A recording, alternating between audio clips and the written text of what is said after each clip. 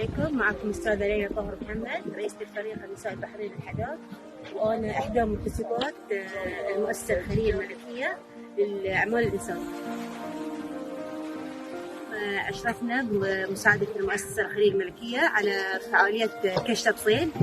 علمنا الأخوات بعض الأساسيات الخيط، مثل تركيب الميادير، تركيب الجلود، وشو طريقة شكة الربيان أو لين، وحاولنا معاهم إن يصيدون، وقدروا ما شاء الله استانسوا بالفعالية، صادوا ما شاء الله أكبر سمكة واللي حسب الناق ما شاء الله يعني، فاستمتعوا جدا بالفعالية. وهالفعالية مو بأول فعالية، إن شاء الله فعالية جاية بإذن الله قريب في المستقبل. والفريق النسائي قد ما يقدر إنه يجمع عدد كبير من النساء البحرينيات.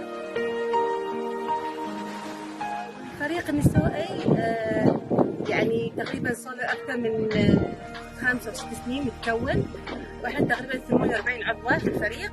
وبعدين قد ما نقدر نكون نجمع أكثر عدد من النساء البحرينيات، إن كانوا نساء أو بنات، نعاون نجمعهم معانا يتعلمون هاي المهنة مثل ما قلت لكم بالبداية.